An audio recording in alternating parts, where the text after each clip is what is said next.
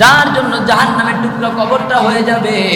লক্ষ লক্ষ নয় কোটি কোটি টাকার মালিক দুনিয়ার মধ্যে ছিল, অনেক বড় শক্তি ছিল, অনেক সামরিক বাহিনীর মালিক ছিল, কথায় অনেক কিছু উলটপালট হয়ে যেত। কিন্তু নিথর দেহটা যখন মাটির কবরের মধ্যে চলে যাবে, শরীরটা মাটি হয়ে যাবে, কবরের মধ্যে যখন তিনটা প্রশ্ন করা হবে, মান রব্বুকা ওমা দীনুকা ওমান হাদার রাজুলুল্লাযী বুইসা ফীকুম, এই যে একজন মানুষ দেখো, প্রথম প্রশ্ন হবে রবের, দ্বিতীয় প্রশ্ন হবে তুমি তোমার দিন কি ছিল, তৃতীয় নম্বর প্রশ্ন হবে তোমার নবী কে। সুবহানাল্লাহ বলবেন না? যারা এই জগতের নবীকে অনুসরণ আর অনুকরণ না করবে, নবীর সুন্নাত যে পালন না করবে, নবীর মিঠা মিঠা সুন্নাত পালন করে নবীর কঠিন আর কষ্টের সুন্নাহগুলোকে যে অস্বীকার করবে, ওই ব্যক্তিও কিন্তু বলতে পারবে না এই নবী আমার নবী। কেননা এই নবীর কিছু মিঠা মিঠা সুন্নাত আদায় করতে গেলে কোনো কষ্ট হয় না, কিন্তু উহুদের ময়দানের দাঁত ভাঙ্গার সুন্নাত আদায় করতে গেলে অনেক জীবনের রিস্কও নেওয়া লাগে, কি লাগে না? কথা বোঝা যায় ভাই? কষ্ট হলেও সত্যি কথা বলতে হবে, কারণ সত্য যদি গোপন করি, কাল কিয়ামতের ময়দানে আল্লাহ তাআলা আমাকেও ছাড় দিবেন। কারণটি হচ্ছে আল্লাহ পাক রব্বুল আলামিন আমাদেরকে আলেম বানিয়েছেন প্রচার আর প্রসার করার জন্য। আপনার কাছে আমার একটা প্রশ্ন, মানুষ ডাক্তার হয় কি জন্য? চিকিৎসা করার জন্য। এখন সে চিকিৎসা কি ভুল চিকিৎসা করবে না সঠিক চিকিৎসা করবে? একটু জবাব দেন না ভাই, ভুল না সঠিক? সঠিক চিকিৎসা করবেন। একজন ডাক্তার হয় সে কি জন্য? ডাক্তারি করার জন্য। একজন ইঞ্জিনিয়ার হয় সে বিভিন্ন স্থাপতি নির্মাণ করার জন্য, ঠিক কিনা জোরে বলেন? এখন সে যদি ইঞ্জিনিয়ারিং কাজের বাদ দেয়া যদি সেটার উল্টা করে, এই জন্য বানানো হয় নাই। আমাদেরকে আল্লাহ পাক রব্বুল আলামিন আলেম বানিয়েছেন, মুফাসসির বানিয়েছেন এই জন্য যে সঠিক সঠিক কথাগুলো মানুষের সামনে তুলে ধরতেই হবে। সুবহানাল্লাহ বলেন। ইমাম তাইমিয়া রাহিমাহুল্লাহ বলেছিলেন, উনি যখন জেলে আটকা ছিলেন, জেলে আটকা থাকার পরে ওনাকে একজন কারারক্ষী এসে বলল যে ভাই হুজুর, আমার দোষ না, আমি তো সরকারি গোলাম, আমার দোষটা, আমি আপনাকে কোনো কষ্ট দেই নেই, জেলও খাটাই নেই। ইমাম তাইমিয়া রাহিমাহুল্লাহ বললেন যে আল্লাহর কসম, তোমার মতো এরকম আমলা যদি এই সরকার না পাইতো, তাহলে আমি তাইমিয়াকে জেল খাটাই দেওয়া পারতো। সুতরাং তুমিও জালেম, তুমিও জালেম।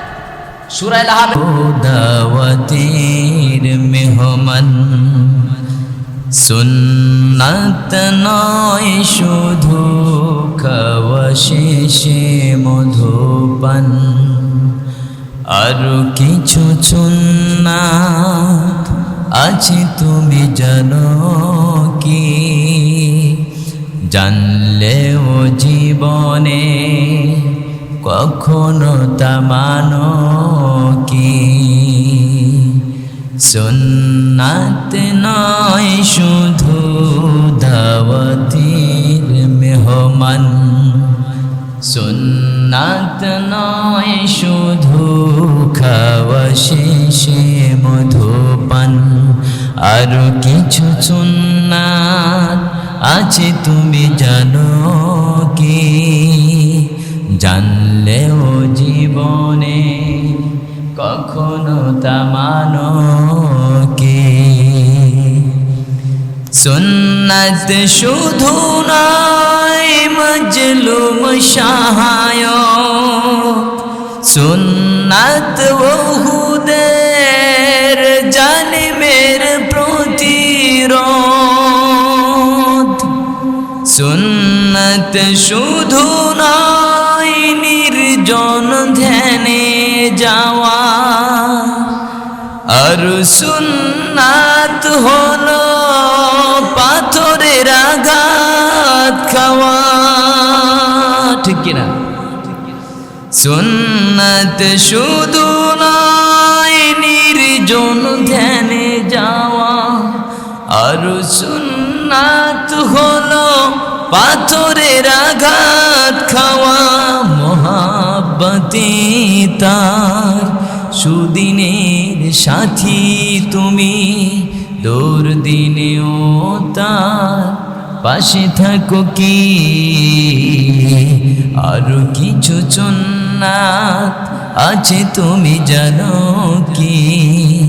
জানলেও জীবনে কখনো তা মানো কি সুন্নাত কোরআনে সমাজ বিনির্মাণে বৈরী সকল পথ মারিয়ে চলা সুন্নাত দাওয়াতের দিনের পাশাপাশি ইসলাম রক্ষায় হাতে তলোয়ার তোলা সুন্নাত শুধু নয় নমনীয় আলাপন সুন্নাত প্রয়োজনে হুঙ্কার গর্জন সুন্নাত শুধু নয় নির্জন ধ্যানে যাওয়া আর সুন্নাত হলো রাষ্ট্রনায়ক হওয়া মোহাব্বতে তার খালিদ ওমর আলী আবু বকরের মতো পাশে থাকো কি আরো কিছু সুন্নাত আছে তুমি জানো কি জানলেও জীবনে কখনো তা মানো কি আলহামদুলিল্লাহ বলি সবাই সম্মানিত হাজিরিন আমাদের সুন্নাত শুধু খাওয়ার মধ্যেই নয় আমাদের সুন্নাত শুধু মধুপানের মধ্যেই নয় আমাদের সুন্নাত সর্বস্তরে বিদ্যমান সর্বস্তরে বিদ্যমান আমাদের সুন্নাত ঠিক কিনা জোরে বলেন নাকি শোনা যায় না আমাদের সর্বস্তরে সুন্নাত বিদ্যমান থাকলে তাহলে কিয়ামতের ময়দানে আল্লাহর নবী করিম সাল্লাল্লাহু আলাইহি ওয়াসাল্লাম আমাদের সাথে জান্নাতে থাকবেন সুবহানাল্লাহ বলবেন না মান আহাব্বা সুন্নতি ফাকাদ আহাব্বানি ওয়া মান আহাব্বানি কানা মাইয়া ফিল জান্নাহ আল্লাহর নবীর সুন্নাতকে যারা অনুসরণ করলো তারা যেন নবীকেই মানলো নবীকেই অনুসরণ করলো আর তারা নবীর সাথেই জান্নাতে থাকবে সুবহানাল্লাহ পড়বেন না আমি ইসলামী সঙ্গীতটা দ্বারা আপনাদেরকে এই বুঝালাম যে সুন্নাত আমরা মনে করি যে শুধু রাত্রে তাহাজ্জুদ নামাজ পড়ার নামই সুন্নাত না ইসলাম আল্লাহর নবী করিম সাল্লাল্লাহু আলাইহি ওয়াসাল্লাম এই কোরআনুল কারীমটা দেখে দেখে 10টা বছর পর্যন্ত দেশ পরিচালনা করেছেন এই দেশ পরিচালনা করার প্রচেষ্টা করে দেশ পরিচালনা করা এটাও নবীর সুন্নাত শুধু মিষ্টি পান করার মাধ্যমে আর মধু খাওয়ার মাধ্যমে সুন্নাত সীমাবদ্ধ নয়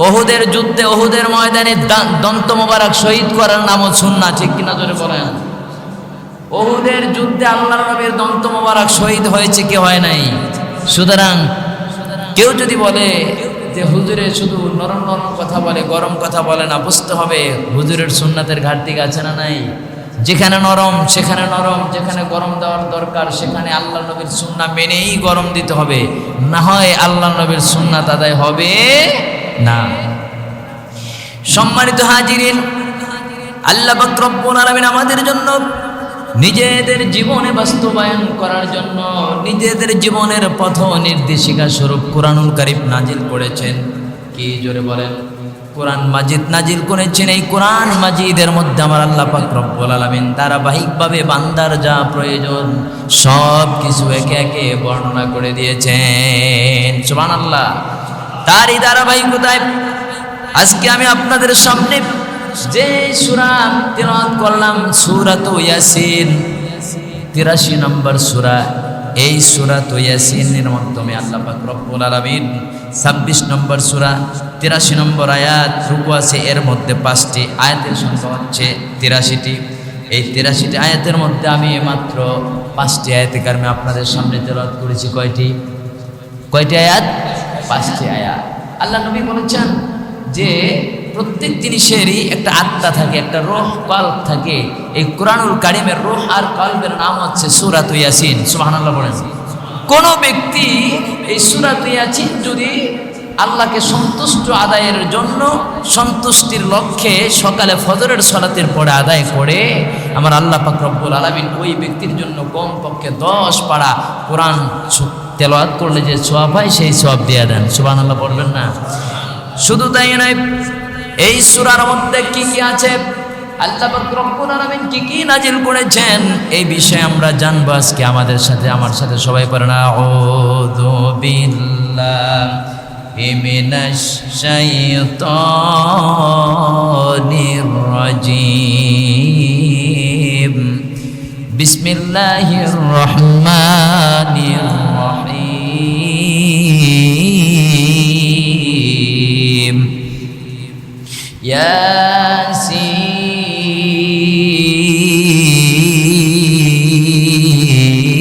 ইয়াসিন ওয়াল কুরআনিল হাকীম।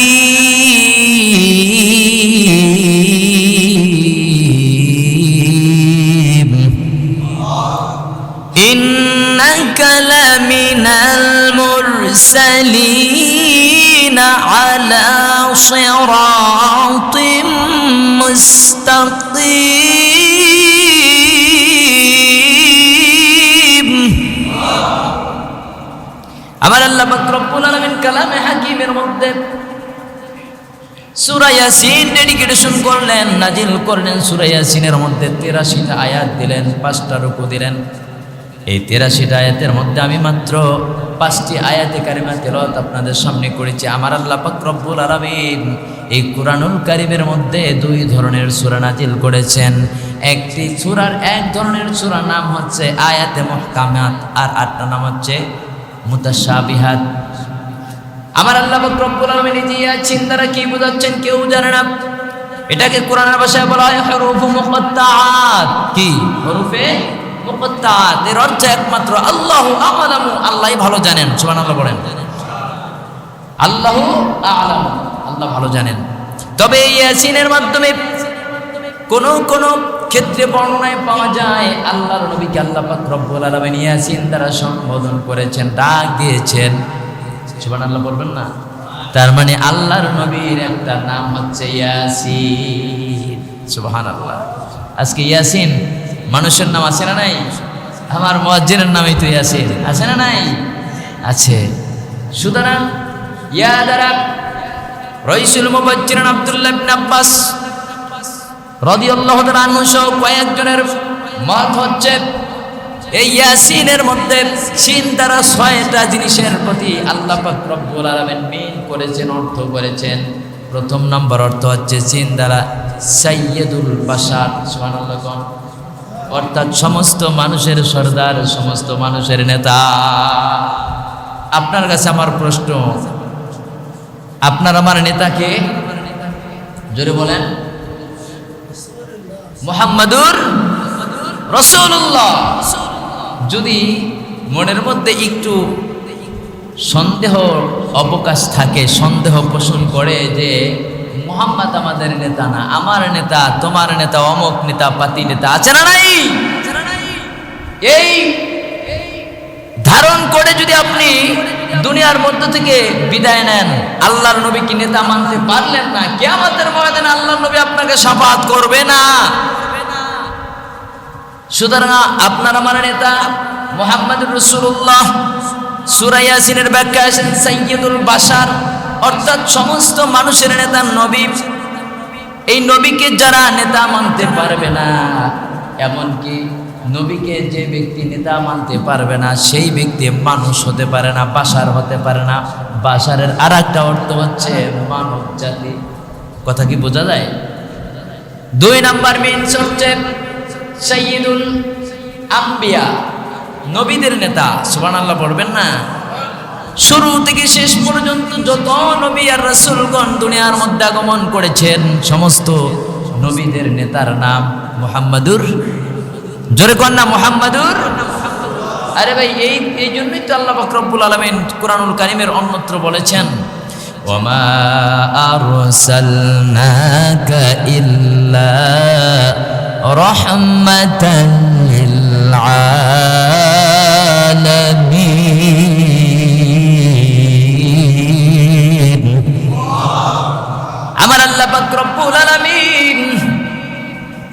রব্বুল আলামিন, একাধিক জগতের রব হচ্ছে আমার আল্লাহ।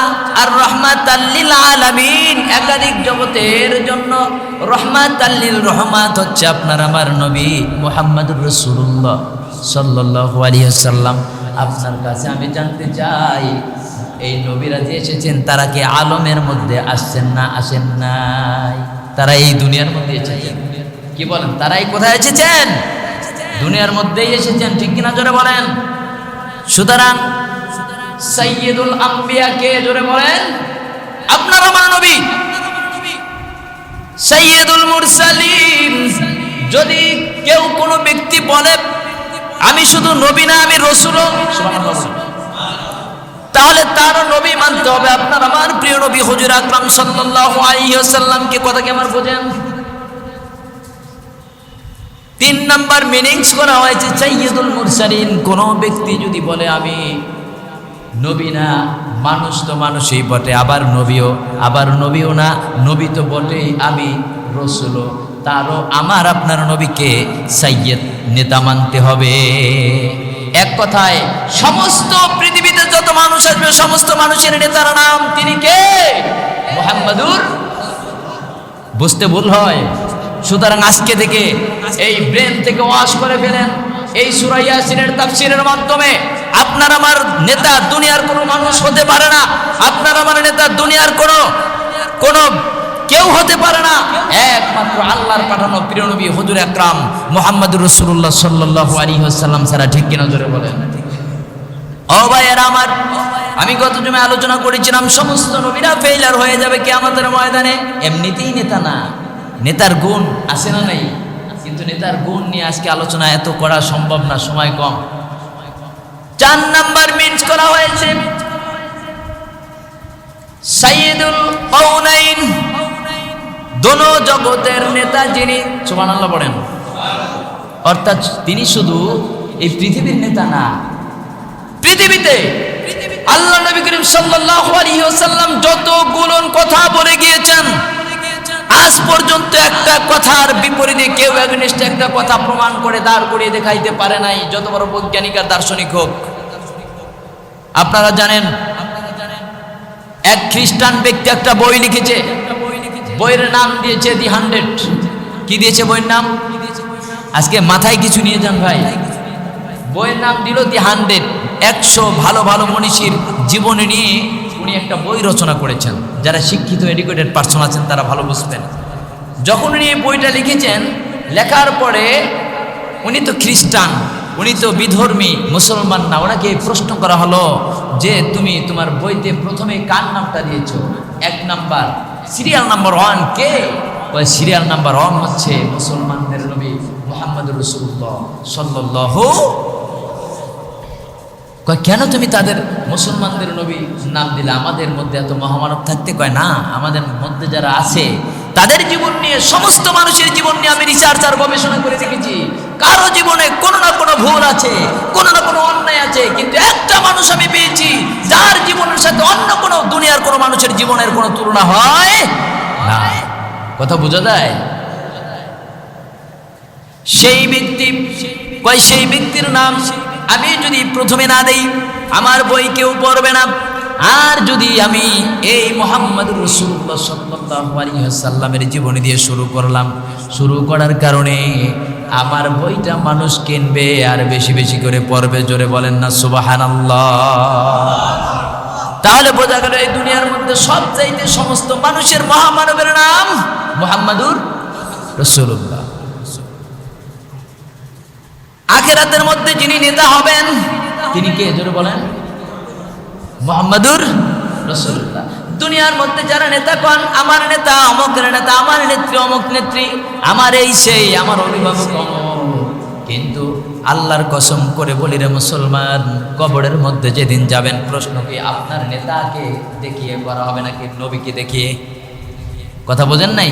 মান রাব্বুকা ওয়া মা দীনুকা ওয়া মান হাযা রাজুলুল লাযী বুইসা ফীকুম ওয়া মান নাবিয়্যুকা। প্রশ্ন করা হবে কি তোমাদের নবী কে? যে বলা হবে যে তোমার নেতাকে। কথা বোঝেন নাই?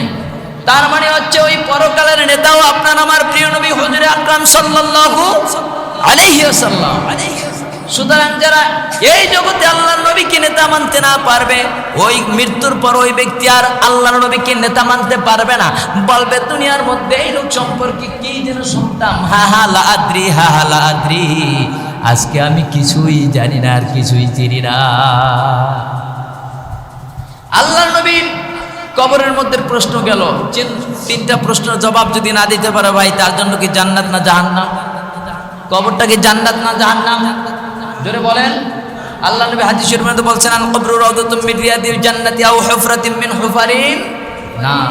কারো জন্য কবরটা হবে জান্নাতের বাগিচা, আর কারো জন্য কবর হবে জাহান্নামের টুকরা। নাউযুবিল্লাহ পড়েন। যার জন্য জাহান্নামের টুকরা কবরটা হয়ে যাবে, লক্ষ লক্ষ নয় কোটি কোটি টাকার মালিক দুনিয়ার মধ্যে ছিল, অনেক বড় শক্তি ছিল, অনেক সামরিক বাহিনীর মালিক ছিল, কথায় অনেক কিছু উলটপালট হয়ে যেত, কিন্তু নিথর দেহটা যখন মাটির কবরের মধ্যে চলে যাবে, শরীরটা মাটি হয়ে যাবে, কবরের মধ্যে যখন তিনটা প্রশ্ন করা হবে, মান রব্বুকা ওমা দীনুকা ওমান হাদার রাজুলুল্লাযী বুইসা ফীকুম, এই যে একজন মানুষ দেখো, প্রথম প্রশ্ন হবে রবের, দ্বিতীয় প্রশ্ন হবে তুমি তোমার দিন কি ছিল, তৃতীয় নম্বর প্রশ্ন হবে তোমার নবী কে। সুবহানাল্লাহ বলবেন না? যারা এই জগতের নবীকে অনুসরণ আর অনুকরণ না করবে, নবীর সুন্নাত যে পালন না করবে, নবীর মিঠা মিঠা সুন্নাত পালন করে নবীর কঠিন আর কষ্টের সুন্নাহগুলোকে যে অস্বীকার করবে, ওই ব্যক্তিও কিন্তু বলতে পারবে না এই নবী আমার নবী। কেননা এই নবীর কিছু মিঠা মিঠা সুন্নাত আদায় করতে গেলে কোনো কষ্ট হয় না, কিন্তু উহুদের ময়দানের দাঁত ভাঙ্গার সুন্নাত আদায় করতে গেলে অনেক জীবনের রিস্কও নেওয়া লাগে, কি লাগে না? কথা বোঝা যায় ভাই? কষ্ট হলেও সত্যি কথা বলতে হবে, কারণ সত্য যদি গোপন করি, কাল কিয়ামতের ময়দানে আল্লাহ তাআলা আমাকেও ছাড় দিবেন। কারণটি হচ্ছে আল্লাহ পাক রব্বুল আলামিন আমাদেরকে আলেম বানিয়েছেন প্রচার আর প্রসার করার জন্য। আপনার কাছে আমার একটা প্রশ্ন, মানুষ ডাক্তার হয় কি জন্য? চিকিৎসা করার জন্য। এখন সে চিকিৎসা কি ভুল চিকিৎসা করবে না সঠিক চিকিৎসা করবে? একটু জবাব দেন না ভাই, ভুল না সঠিক? সঠিক চিকিৎসা করবেন। একজন ডাক্তার হয় সে কি জন্য? ডাক্তারি করার জন্য। একজন ইঞ্জিনিয়ার হয় সে বিভিন্ন স্থাপতি নির্মাণ করার জন্য, ঠিক কিনা জোরে বলেন? এখন সে যদি ইঞ্জিনিয়ারিং কাজের বাদ দেয়া যদি সেটার উল্টা করে, এই জন্য বানানো হয় নাই। আমাদেরকে আল্লাহ পাক রব্বুল আলামিন আলেম বানিয়েছেন, মুফাসসির বানিয়েছেন এই জন্য যে সঠিক সঠিক কথাগুলো মানুষের সামনে তুলে ধরতেই হবে। সুবহানাল্লাহ বলেন। ইমাম তাইমিয়া রাহিমাহুল্লাহ বলেছিলেন, উনি যখন জেলে আটকা ছিলেন, জেলে আটকা থাকার পরে ওনাকে একজন কারারক্ষী এসে বলল যে, ভাই হুজুর আমার দোষ না, আমি তো সরকারি গোলাম, আমার দোষটা, আমি আপনাকে কোনো কষ্ট দেইনি, জেলও খাটাই নাই। ইমাম তাইমিয়া রাহিমাহুল্লাহ বললেন যে, আল্লাহর কসম, তোমার মতো এরকম আমলা যদি এই সরকার না পাইতো, তাহলে আমি তাইমিয়াকে জেল খাটাই দেওয়া পারতো। সুতরাং তুমিও জালেম। সূরা লাহাবের মধ্যে আমার আল্লাহ পাক রব্বুল আলামিন বলেন, তাব্বাত ইয়াদা, পড়েন সবাই, তাব্বাত ইয়াদা আবি লাহাবিন ওয়া তাব্বা। আমার আল্লাহ পাক রব্বুল আলামিন কয়, ধ্বংস হোক আবু লাহাবের দুই হাত। মুফাসসিরিন কিরামগণ বলেন, আবু লাহাবের দুই হাত ধ্বংসের কথা কেন বললেন? আবু লাহাব ডান হাত দ্বারা পাথর নিক্ষেপ করছে আল্লাহর নবীকে, বাম হাত দ্বারা শক্তি, বাম হাত যোগায় দিচ্ছে ডান হাতকে। মুফাসসিরিন কিরামগণ বলেন, যেই সমস্ত দুনিয়ার মধ্যে কিয়ামত পর্যন্ত মানুষের আসবে, জালেমদেরকে যারা কথা দিয়া, কাজ দিয়া, বুদ্ধি দিয়া, পরামর্শ দিয়া জুলুম করার জন্য তাদেরকে সহায়তা করবে, কাল কিয়ামতের ময়দানে ওই সমস্ত লোক জালিমদের কাতারেই উঠবে। এটা হচ্ছে ব্রেইন ওয়াশ। আপনাকে আমাকে ব্রেন ওয়াশ করতে হবে। একজনে চুরি করবে, আপনি যদি আপনার কথায় ওই ব্যক্তি যদি চুরি করে, আপনার কথায় যদি ওই ব্যক্তি চুরি করতে যায়, তাহলে বুঝবেন আপনার আমলনামায় ওর সমপরিমাণ গুনাহ আপনার আমলনামায় চলে আসবে, কারণ আপনি তাকে জুলুম করার জন্য শিখিয়েছেন। কেউ যদি ডাকাতি করে, আপনি যদি তাকে সহযোগিতা করেন, আপনিও সমপরিমাণ গুনাহ পাবেন। আবার কোনো ব্যক্তি যদি ভালো কাজ করে আপনার কথায়, কোনো ব্যক্তি যদি নামাজ পড়ে, আল্লাহর হুকুম নবীর সুন্নাহ তরিকা মতো চলে, আপনি যদি কাউকে যদি পরামর্শ দেন, ওই ব্যক্তি জীবন ভর আমল করে যেই নেক পাবে আপনার আমল নামায় ওই নেক চলে আসবে। সুবহানাল্লাহ বলেন। এই জন্য ভাইরা আমার, আল্লাহ নবীর সুন্নাহ শুধু মিষ্টি মিষ্টি সুন্নাহ না, আল্লাহ নবীর সুন্নাহ একটু কষ্টকর সুন্নাহ আছে। আল্লাহ নবী জেল খেটেছেন কাবায় হাতিমের মধ্যে। আল্লাহ নবী হাজত খাটেন নাই, জেল খাটেন নাই। আজকে যে সমস্ত ওলামায়ে কেরামরা জেলে গিয়েছেন, কিছু কিছু সুশীল সমাজ সহ কিছু কিছু লোকেরা বলেছিল যে এরা জঙ্গিবাদ, এরা বিশৃঙ্খলা সৃষ্টিকারী, এরা মৌলবাদ, কথা বলা হয়েছিল না ভাই? কিন্তু আমরা ভ্রুক্ষেপের কর্ণপাত করিনি এই সমস্ত কথার। আমরা জানি আমরা মৌলবাদ, ঠিক আমরা মৌলবাদ হচ্ছে আমরা কোরআন হাদিস নিয়ে চলি ইনশাআল্লাহ তাআলা। আমাদের মূলে আছে কোরআন, আমাদের মূলে আছে হাদিস। আর এই কোরআনুল কারীমের জন্য আমরা শুধু মৌলবাদ আপনারা তকমা দিবেন তাই নয়, আমরা জীবনটা দিয়ে দিতেও রাজি আছি, ঠিক কিনা জোরে বলেন। অসংখ্য ছাত্র ভাইরা জীবন দিয়েছেন, দেখেন নাই কেমনি জীবন দিয়েছেন? গুলির সামনে দাঁড়িয়েছেন। এই জন্য অনেক জায়গায় বলতে হয় যে যারা ইমানদার হয় তারা কোনো মানুষের রক্ত চক্ষুকে ভয় করে না। কারণটি হচ্ছে ইমানদার তো ভয় করবে একমাত্র কাকে? জোরে বলেন। ইন্নামাল মুমিনুনা আল্লাযীনা ইযা যুকিরাল্লাহু ওয়াজিলাত কুলুবুহুম ওয়া ইযা তুলিয়াত আলাইহিম আয়াতুহু যাদাতুহুম ঈমানা ওয়া আলা রাব্বিহিম ইয়াতাওয়াক্কালুন।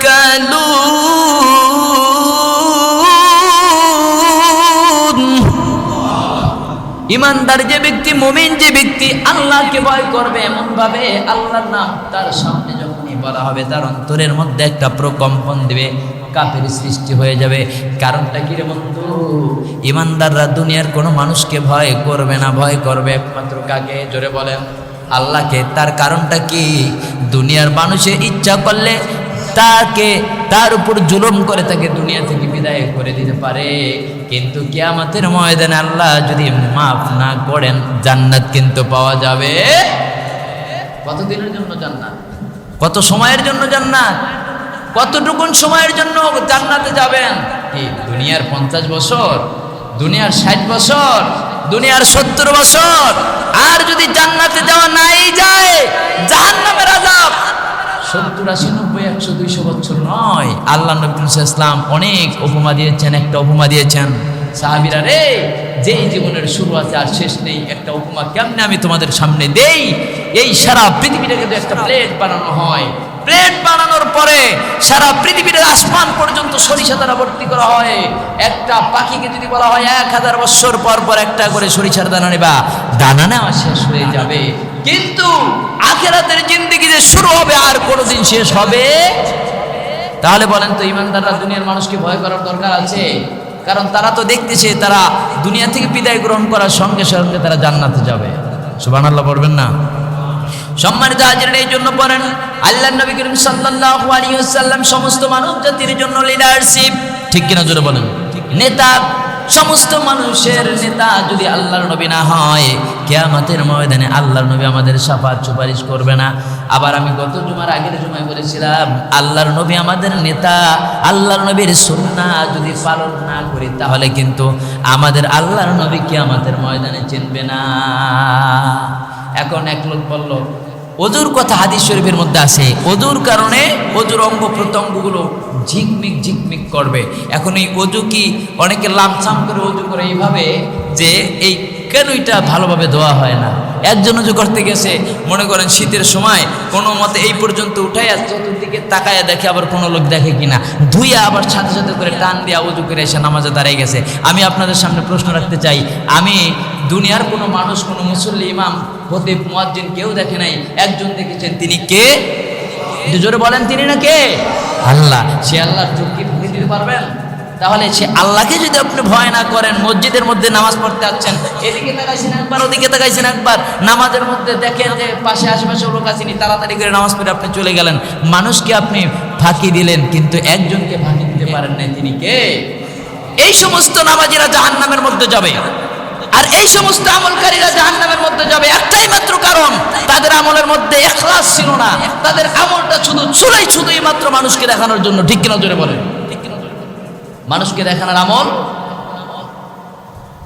ভাইয়েরা আমার কয় আমি ইমাম সাহেব মানুষ, আমাকে এই কথা আপনি কেন বললেন? আমি আপনাদের দোষ দিচ্ছি না, তার মানে আমার মধ্যে গর্ব আছে না নাই? আমি কয়েকদিন আগে বলেছিলাম, আরে ভাই আমার কথা কেন বলবো? এই যে তাবলিগ জামাতের মধ্যে একজন আমির ছিল, আগামীকালকে তার একটা হেদায়েতি বয়ান দিবে, সে বড় একজন আমির। ওনার একটা ঘটনা আমি শুনতে পাইলাম, জানতে পারলাম যে উনি পরের দিন যে উনি যে বয়ান দিবে হেদায়েতি বয়ান, আর আগের দিন উনি টয়লেট আর বাথরুম পরিষ্কার করে এরপর হেদায়েতি বয়ান দিতে গেছে। টের পাইছে, যারা টের পাইছে তারা বলছে হ্যাঁ আমরা টের পাইছি। এখন যে বয়ানটা দেয় উনি আগের দিন ওই প্রস্রাবখানা আর টয়লেটটা পরিষ্কার উনি নিজ হাতে করে গিয়েছেন। তার মানে অহংকার, কোনো আলেম, কোনো আল্লাহর মুখলিস বান্দারা কোনোদিন অহংকারী হতে পারে? লজ্জা পান? কাকে আপনি লজ্জা পাবেন? আল্লাহ নবী করিম সাল্লাল্লাহু আলাইহি ওয়াসাল্লাম যখন কোনো কাজে যাইতেন, কাজে গেলে তিনি সবচাইতে কঠিন কাজ করতেন। ঠিক কিনা? সুবহানাল্লাহ বলেন। কেমন কঠিন কাজ করতেন? দেখতেন যে একটা তাঁবু গাড়ছেন, তাঁবুর মধ্যে ওখানে আনুষঙ্গিক কিছু কাজ থাকে রান্না বান্না করার জন্য। এই কাজের মধ্যে সবচাইতে কঠিন কাজ হচ্ছে কাঠ কাটা। আল্লাহর নবী একটা কুঠার নিয়ে চলে যেতেন বাগানের মধ্যে কাঠ কাটতে। সুবহানাল্লাহ বলবেন না? আল্লাহর নবী কঠিন কাজ করতেন। শুধু তাই নয়, আল্লাহর নবী মা আয়েশা সিদ্দিকা, মা খাদিজাতুল কুবরা রাদিয়াল্লাহু তাআলা আনহাকে রান্নার কাজে সহযোগিতা করতেন। এখন যদি আপনারা দেখেন যে মুফতি তোফাজ্জল আজারী তার স্ত্রী, তার ওয়াইফকে রান্নার কাজে সহযোগিতা করতেছে, আবার তিনি একটা দোকান করতেছেন, আবার তিনি কাঠ কাটতেছেন, আবার তিনি কষ্টের কাজ করতেছেন, এই তো বড় ইমাম সাহেব মানুষ এই কাজ করে কা? আরে ভাই এই জন্যই তো আমাদের ধ্বংস, আমাদের মূল এই অহংকারের কারণেই তো আমরা ধ্বংস হয়ে যাচ্ছি। ঠিক কিনা জোরে বলেন? আপনি অহংকার করবেন কার কাছে? আপনি অহংকার করবেন আজকে যদি আপনি মারা যান, মৃত্যুর সঙ্গে সঙ্গে মাটির মধ্যে রাখবে আপনাকে। মাটির মধ্যে আপনাকে রাখলে আপনার প্রথমে আপনার চুলগুলো আপনার মাথা থেকে পড়তে থাকবে, ঝরে ঝরে নখ পড়তে থাকবে। সমস্ত শরীরের মধ্যে উপকারী জীবাণু ভাইরাসগুলো যা আছে সব পোকায় পরিণত হয়ে যাবে। পোকায় আপনার বস্তুগুলো খেয়ে ফেলবে। কিসের আপনার আবার অহংকার? ও বন্ধু, এমন একদিন আসবে মাটিতে মাটি হয়ে যাবেন, বন্ধ হয়ে যাবে। কিছুদিন আগে আমি পখিরার মধ্যে গেলাম, একটা কবর ভেঙে গেছে, কবর থেকে গন্ধ বেরোচ্ছে। মানুষ তার পাশ দিয়েও যায় না, মানুষ ছুটাছুটি আর করতে বলল। মানুষ তার আত্মীয় স্বজনকে বলে কেমন রে লোক, এরা এই কবরটার মধ্যে যাবে, এরকম একদিন হবেই হবে, এর মধ্যে কোনো সন্দেহ আসেনি। কিসের অহংকার করেন? মুফতি তোফাজ্জল হোসেন আজাদী, তুমি কিসের অহংকার করো? এমন এক সময় আসবে তোমার এই পৃথিবীর মধ্যে তোমাকে কেউ চিনবে না, কিন্তু তুমি যদি আল্লাহর হুকুম আদায় করে যেতে পারো, তাহলে এই কবরটা তোমার জন্য আল্লাহ তাআলা জান্নাতের ব্যবস্থা করে দিবেন। সুবহানাল্লাহ পড়বেন না? এই জন্য আমি প্রথমে যে সঙ্গীতটা পড়েছিলাম বন্ধুরা। যাই হোক, সূরা ইয়াসিনের মধ্যে আমার আল্লাহ পাক রব্বুল আলামিন কাটা কাটা দুইটা অক্ষর দিয়ে ইয়াসিন, কয়েকজন মুফাসসিরিন কিরামগণ বললেন এই ইয়াসিন দ্বারা আল্লাহর নবীকে সম্বোধন করা হয়েছে। ইয়াসিন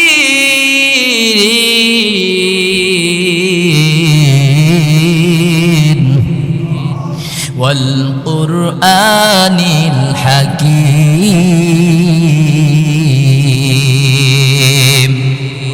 ওয়াল কুরআনিল হাকীম। আমার আল্লাহ কয় বিজ্ঞানময় কোরআনের শপথ। কিসের শপথ? ভাই আমার আল্লাহ পাক রব্বুল আলামিন এই বিজ্ঞানময় কোরআনের শপথটা কেন খাইলেন? খাওয়ার পর সামনে যে কথাটা বলবেন বোঝা যায় ওই কথাটার অনেক দাম, অনেক মূল্য, এই কথাটার অনেক দাম, অনেক এর গুরুত্ব অনেক বেশি। সুবহানাল্লাহ বলবেন না? আমার আল্লাহ পাক রব্বুল আলামিন বললেন ওয়াল কুরআনিল হাকীম, বিজ্ঞানময় কোরআনের শপথ। এখন আমি আপনাদের সামনে প্রশ্ন রাখতে চাই, এই কোরআনুল কারীমটা বিজ্ঞানময় কোরআন, এটা কি কোনো সন্দেহ আছে? প্রথম চ্যালেঞ্জ হচ্ছে আমার আল্লাহ পাক রব্বুল আলামিন কোরআনুল কারীমের মধ্যে বললেন যালিকাল কিতাবুল লা রাইবা ফি হুদাল লিল মুত্তাকিন। This is the holy book, there is no doubt in it. এটা এমন একটা কোরআন যার মধ্যে বিন্দুমাত্র সন্দেহ। আচ্ছা, আপনি কি এমন কোন গ্রন্থ দেখেছেন যে 50-100 পৃষ্ঠার একটা বই লিখেছে, আর সেই বইয়ের মধ্যে ভুল নাই। প্রথমে লেখছে যে খবরদার, আমি যে বইটা লিখলাম বইটার মধ্যে কিন্তু ভুল নাই আছে। এটাই হচ্ছে, আপনি দেখবেন কোরআন যে বিজ্ঞান, কোরআনটাই যে একটা বিজ্ঞান, এটা এই আয়াত দ্বারাই প্রমাণিত। প্রথম প্রমাণ হচ্ছে আমার আল্লাহ পাক রব্বুল আলামিন বললেন যালিকাল কিতাবুল লা রাইবা ফি, এই কিতাব এমন একটা কিতাব যেই কিতাবের মধ্যে বিন্দু মাত্র সন্দেহ নাই। তথা সময় ভারতীয় কি বলে আরবের যুগে, তখন আরবির ভাষায় এত উৎকর্ষ সাধিত হয়েছিল যে তারা আরবিতে যে কোনো সময় যে কোনো প্রবাদ, যে কোনো গ্রন্থ, প্রবন্ধ, রচনা, কবিতা লিখতে পারত। কিন্তু আল্লাহ পাক রব্বুল আলামিন চ্যালেঞ্জ দিলেন, তোমরা যদি পারো আমার কোরআনের একটা সূরার মতো একটা সূরা তৈরি করে দেখাও। ভাইয়ের আমার পেরেছিল? এখন সেই সময় তো পারেই নাই। শুধু তাই নয়, কিয়ামত হয়ে যাবে, এরপরে ওই কোরআন কারীমের মতো একটা সূরা বানানোর সক্ষমতা কেউ রাখে? তাহলে যেহেতু রাখে না, এই কোরআন কারীমের মধ্যে যতগুলো হুকুম আসবে, যতগুলো বিধান আসবে, সেই বিধানগুলো পালনের জন্য আমরা প্রস্তুত আছি মুসলমান? আছি? আমরা যেন আব্দুল্লাহ বিন উবাই মার্কা মুসলমান না হয়ে যাই, আমরা যেন মুনাফিকের কাতারে না পড়ে যাই। কারণ কি হচ্ছে, দুনিয়ার সব পর হয়ে যাবে আপনার জন্য। দেখেন না দুনিয়ার পরিস্থিতি, দুনিয়ার পরিস্থিতি। নেতা নিজেই বাঁচে না, নেতা আবার তার কর্মীদেরকে বাঁচাবে কি করে? নেতা তো নিজেই বাঁচে না, সে আবার তার কর্মীদেরকে লক্ষ্য কিভাবে করবে? যারা জালেম হয় তাদের শেষ পরিণতি এরকম হয়ে যায়, তারা নিজেদেরই নিজের অস্তিত্ব ঠিক রাখতে পারে না। কিন্তু এমন একজনকে আপনি নেতা ধরতে হবে, আমি তোফাজ্জল আজাদীকে এমন একজনকে নেতা মানতে হবে, যেই নেতা এই দুনিয়ারও নেতা, যেই নেতা আখিরাতেরও নেতা, যেই নেতা রুহের জগতেরও ছিলেন নেতা, যেই নেতা আপনার নেতা, নবীর নেতা, রাসূলের নেতা, সমস্ত মানুষের নেতা, সমস্ত ফেরেশতাগুলোর নেতা। ঠিক কিনা জোরে বলেন? তিনি মুহাম্মদুর রাসূলুল্লাহ সাল্লাল্লাহু আলাইহি ওয়াসাল্লাম। তার সুন্নাহ আপনাকে আমাকে আঁকড়িয়ে ধরতে হবে। সেই সুন্নাহর মধ্যে আমি একদিন বলেছিলাম যে আল্লাহ নবীর একটা সুন্নাহ হচ্ছে এই টাকনুর উপরে কাপড় পরা। সুবহানাল্লাহ বলবেন না? টাকনুর উপর কাপড় পরা। একজনে করে কি, কিছু কিছু মুসল্লি আমারও আছে, মসজিদের মধ্যে যখন ঢুকে তখন উঠাইতে শুরু করে। আরে ভাই, এই সুন্নাহ কি শুধু মসজিদের মধ্যে নাকি মসজিদের বাহিরেও? জোরে বলেন। এই সুন্নাহ কি শুধু গরিব গরিব মুসল্লিদের জন্য, না হাজার হাজার কোটি টাকা যাদের আছে তাদের জন্য সুন্নাতের দরকার আছে না নাই? না ফেরেশতারা ঘুষ খায়? কোন ফেরেশতা ঘুষ খাবে? খাবে না ভাই। আমি কথাগুলো বলছি, আপনাদের কষ্ট লাগলেও আপনারা একটু মিলাবেন, এই কোরআন দিয়ে মিলাবেন। আমার কথার সাথে আর কোরআনের সাথে মানে সামঞ্জস্যতা আছে কিনা। আমার আল্লাহ পাক রব্বুল আলামিন বললেন, ওয়াল কুরআনিল হাকীম ইন্নাকা লামিনাল মুরসালিন। এরপর বললেন, হে নবী, নিশ্চয়ই আপনি রাসূল গণের মধ্যে একজন। সুবহানাল্লাহ বলেন। নিশ্চয়ই আমি প্রেরণ করেছি আপনাকে আমি রাসূল হিসাবে প্রেরণ করেছি। কে প্রেরণ করেছেন? জোরে বলেন, আরো জোরে বলেন। তাহলে আমাদের সেই প্রিয় নবীর বিরুদ্ধে যদি কেউ কোনো কথা বলে, আমাদের জীবন থাকতে আমরা সেটা মেনে নিতে পারি? জীবন চলে যাবে, এরপর মেনে নেব না। এটার নামই হচ্ছে ঈমান, এটার নামই হচ্ছে আশিকে রাসূল, এটার নামই হচ্ছে নবীর প্রেম, নবীর ভালোবাসা। আর আপনার 12ই রবিউল আউয়াল আসলে শুধু নবীর ভালোবাসা, সুন্নাতের খবর নাই, নবীর আদর্শের কোনো চিন্তাই নাই। মানে নবীর যত কি বলে গীবত আছে, এই গীবত শিকার আশেপাশের লোকেরা করে, এর মধ্যে কোনো খবর নাই, এর মধ্যে কোনো অ্যাকশন রিয়াকশন কিছুই নাই। সুতরাং নবীর আশিক আপনি কেমনি হবেন? আর ভাই, নবীর আশিক যদি হন, নবীর জন্য আপনার জীবনটা থাকবে প্রস্তুত।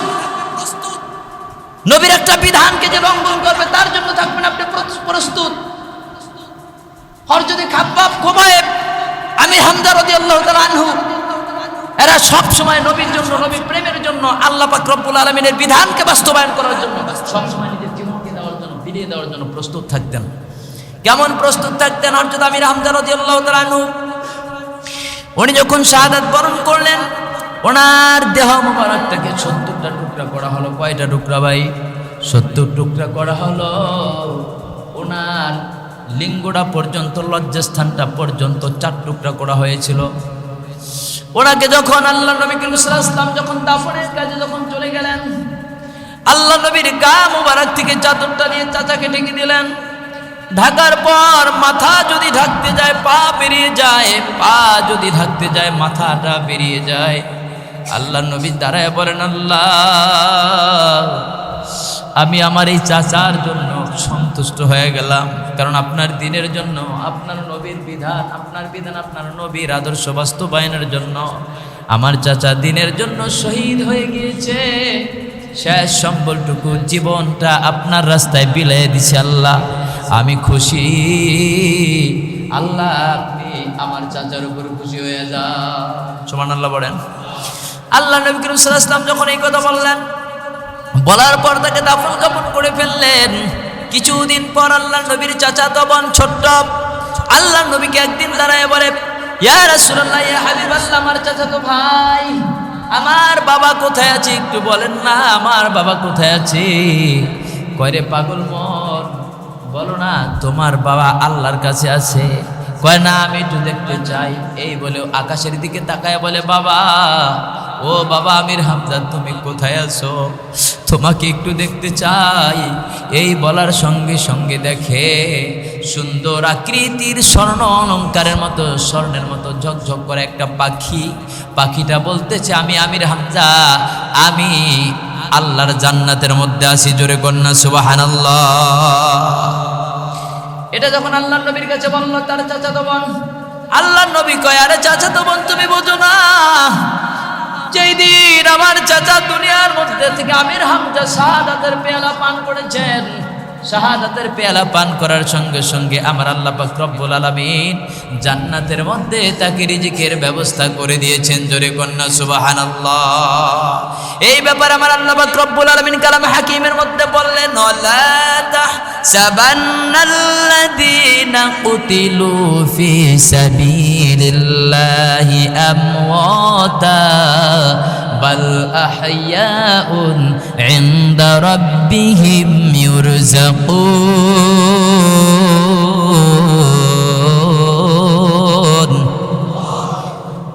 যারা আল্লাহর রাস্তায় জীবন দেয় তারা মরে না, মরে না, মরে না, তাদেরকে আল্লাহ রিজিকের ব্যবস্থা করে দেন। ও ভাই, মৃত্যু মানুষ কি খানা খায়? একটা গরু মারা গিয়েছে, গরুর সামনে ঘাস লতা পাতা দিচ্ছেন, খাবে সে? মানুষ মারা গিয়েছে, মানুষের সামনে যদি ভালো ভালো খানা খাদ্যের ব্যবস্থা করে দেন, সে খাবে না। কিন্তু আল্লাহ কয়, যারা আমার রাস্তায় জীবন দেয় তারা কিন্তু মরে না, আমি আল্লাহ তাদের জন্য জীবিকার ব্যবস্থা করে দিয়েছি। সুবহানাল্লাহ কন্যা। ও বোন, তুমি জানো না তোমার আল্লাহ, আমার আল্লাহ তোমার বাবাকে, আল্লাহ নবী বলতেছেন তার চাচাতো বোনের কাছে, জান্নাত দিয়া ঘুরাইতেছেন একটা পাখির মধ্যে, তার রুহটা ব্যবস্থা করে দিয়েছেন। রুহটা ট্রান্সফার করে দিয়ে জান্নাতের মধ্যে পাখির আকৃতিটা আল্লাহ ঘুরাইতেছেন, কিয়ামত পর্যন্ত তাকে রিজিকের ব্যবস্থা আমার আল্লাহ করে দিয়েছেন। সুবহানাল্লাহ। ও ভাই, আমার একজন প্রিয় শিল্পী আইনুদ্দিন আজাদ রাহিমাহুল্লাহ, উনি মারা গিয়েছে। মারা যাওয়ার প্রায় 10 বছর পর ওনার কবরটা ভেঙে গিয়েছে। ভাঙার পর দেখা গেছে ওনার কবরের মধ্যে ওনার লাশটা আগের মতোই তাজা আছে। সুবহানাল্লাহ করবেন না? কয়েক বছর আগে 2 জন সাহাবীর লাশ বের হয়েছিল, অনেক মাটি গভীর খনন করার মাধ্যমে বের হয়েছিল। দেখা গেছে সেই লাশ দুটো এখনো তাজা, এখনো এমন ভাবে রক্ত পড়তেছে, মনে হয় যেন এই মাত্র তাকে কবরস্থ করা হয়েছিল। খণ্ড বিখণ্ড লাশ, তারপরও দেখা যাচ্ছে তাদের শরীর থেকে তাজা রক্ত বের হয়। ও বন্ধু, এরপরও কি তোমার মনে হয় না আল্লাহর কোরআনটাই একটা বিজ্ঞান? প্রত্যেকটা আয়াতই একটা বিজ্ঞান। বিজ্ঞান, কিন্তু তাই বলে আমরা বিজ্ঞানের বই কোরআনকে বলবো না। কোরআন আল্লাহর পাঠানো পবিত্র আল কিতাব। সুবহানাল্লাহ বলবেন না? আমার আল্লাহ পাক রব্বুল আলামিন কুরআনুল কারীমকে একটা আয়াতের মধ্যে বললেন, ফালা উকসিমু বিমাওয়াকিন নুজুম। এটাও একটা বিজ্ঞান। বর্তমান বৈজ্ঞানিকরা চিন্তা করলো, কোথায় আল্লাহ গুহা রেখেছেন, কোথায়? আল্লাহ বললেন ফালা উকসিমু বিমাওয়াকিন নুজুম, ওই সমস্ত তারকারাজির কসম যেই সমস্ত তারকারাজিগুলো নিপতিত হয়, পতিত হয়, আর কোনোদিন ফিরে আসে না। এখন বৈজ্ঞানিকরা দুর্ভিক্ষণ যন্ত্রের মাধ্যমে ওটা নির্ণয় করার জন্য চেষ্টা করলো। দেখতে পেল যে বাংলাদেশ থেকে ভারত 30 গুণ, 27 থেকে 30 গুণ ভারত থেকে বহুত গুণ বড় বড় রাষ্ট্র বাংলা পৃথিবীর মধ্যে আছে। 3 ভাগ পানি, 1 ভাগ জল, 1 ভাগ স্থল। আর সেই পৃথিবীর চাইতে 13 লক্ষ গুণ বড় সূর্য, সেই সূর্যের চাইতে 33 কোটি গুণ বড় একটা তারকা, তার নাম পেটেল জিউস। এই পেটেল জিউসের চাইতে কোটি কোটি গুণ বড় তারকা যখন ব্ল্যাক হোলের কাছে দিয়ে যায়, তখন এমন চকলেটের মতো চুষে খেয়ে ফেলে আর কোনোদিনও ফিরে আসে না। তার মানে কোরআন, ইন্নাকা আলা ওয়াল কুরআনিল হাকিম, কোরআনুল কারীম হচ্ছে একটা বিজ্ঞানময়, আর এই বিজ্ঞানময় কোরআনের শব্দ আল্লাহ খেয়েছেন। সুবহানাল্লাহ পড়বেন না? প্রত্যেকটা আয়াত নিয়ে যে ব্যক্তি রিসার্চার গবেষণা করেছে সেই এই বিজ্ঞানটা পেয়েছে। ডক্টর মরিস বুকাইলি সে রিসার্চ করেছে, সে ভুলটা ভেঙে গিয়েছে। ডক্টর শিবশক্তি মহারাজ সে বিজ্ঞান নিয়ে রিসার্চ করেছে, ভুল ভেঙে গিয়েছে। ও ভাই, আপনিও একটু রিসার্চ করেন না আর কোরআনটাকে মানেন না, আপনিও দেখবেন এই কোরআনুল কারীমটা আপনার জীবনকে পাল্টিয়ে দিয়েছে। আল্লাহ তাআলা আমাদের সবাইকে পবিত্র কোরআনের অনুকরণ করার তৌফিক দান করুন। সকল বলি আমিন। ওয়া আখিরু দাওয়ানা আলহামদুলিল্লাহি রাব্বিল আলামিন।